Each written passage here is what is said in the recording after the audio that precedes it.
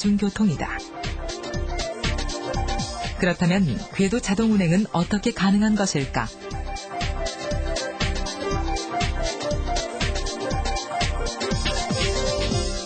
도로에 4m 간격으로 매설된 자석과 차량 하부의 감지 센서로 운전자 없이 자동 운행을 가능토록 했다.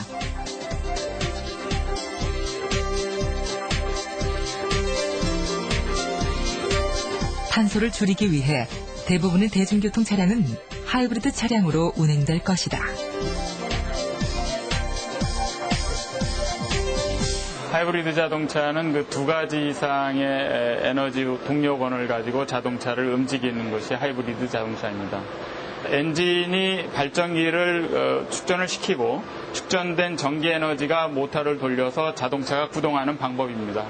이러한 하이브리드 자동차의 장점으로는 에너지가 한 30% 정도가 절약이 되는데요. 그 절약되는 원리는 구동되어진 자동차가 제동회생장치라는 것을 통해서 에너지가 전략이 되어집니다. 그래서 에너지가 30% 전략이 됨과 동시에 전략되어진 그 에너지가 화석 에너지를 대체함으로써 저탄소에 대한 이점도 있게 됩니다. 행정중심 복합도시는 탄소를 줄이기 위해 하수처리나 쓰레기 재생 문제에도 주목할 것이다.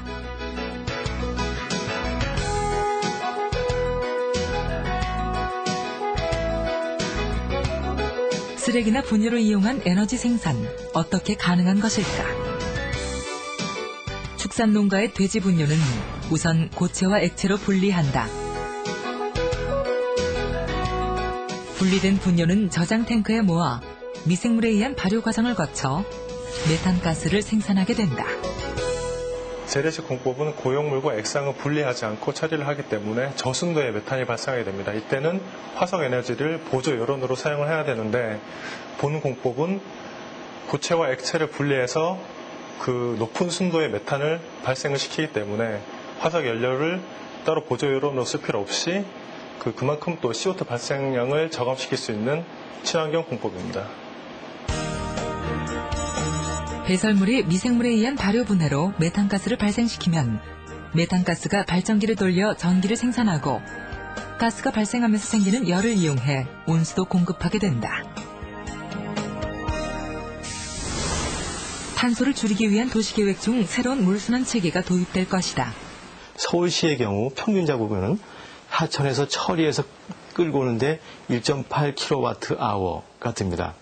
또 지하수 같은 경우는 또 이제 그것도 깊이에 따라 다르겠지만 한 0.55kWh가 드는데 빗물은 처리도 안 해도 되고 그리고 끌어오지 않아도 되기 때문에 거의 0에 가까운 에너지가 됩니다. 그렇기 때문에 빗물은 사용하면 사용할수록 에너지를 절약하고 CO2 발생량을 줄이는 이점이 있습니다. 하천이 아닌 빗물이 중요한 생활용수로 작용할 것이다.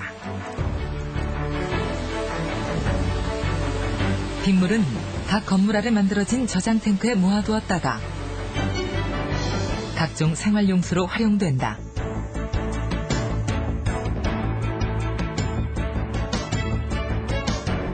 또한 잘 만들어진 도심 바람길은 도심의 온도를 3도가량 낮춰준다. 이정지역 관측 결과 행정중심 복합도시의 주 바람길은 6개. 바람길이 형성되어 흘러갈 때 잘못된 건물의 배치는 바람의 방향을 바꾸거나 흩어지게 한다. 그러나 올바른 건물의 배치는 자연풍의 흐름을 흩어지지 않고 도심 내로 흐르도록 유지해준다.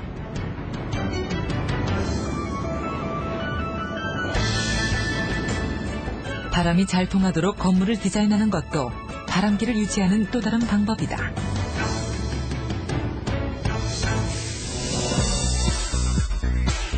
탄소 제로 도시를 위해선 무엇보다도 건물에 주목해야 한다.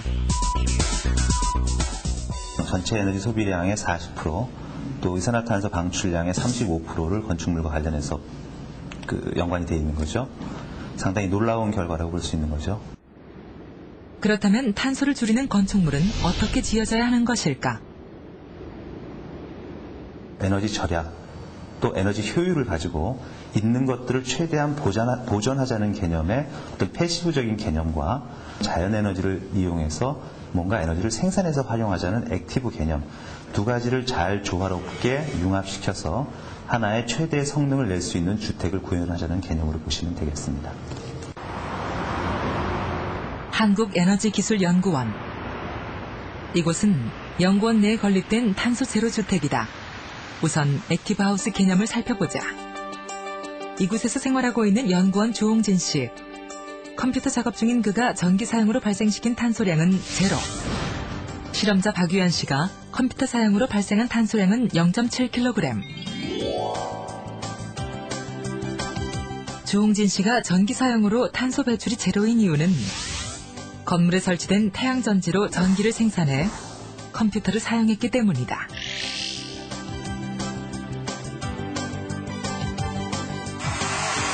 따뜻한 물을 틀어 머리를 감는 조홍진 씨.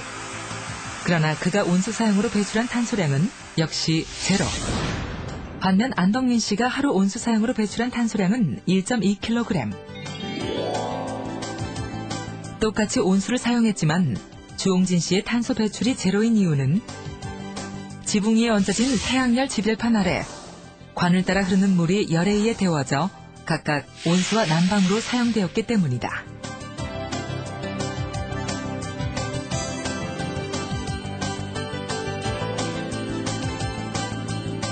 겨울철 따뜻한 난방 역시 일정한 온도를 유지하는 땅 밑의 지열을 이용한다. 그렇다면 이처럼 에너지 생산만이 관건일까?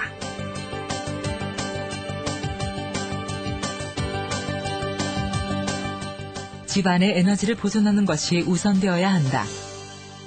패시브 하우스는 단열 강화, 고열 창업,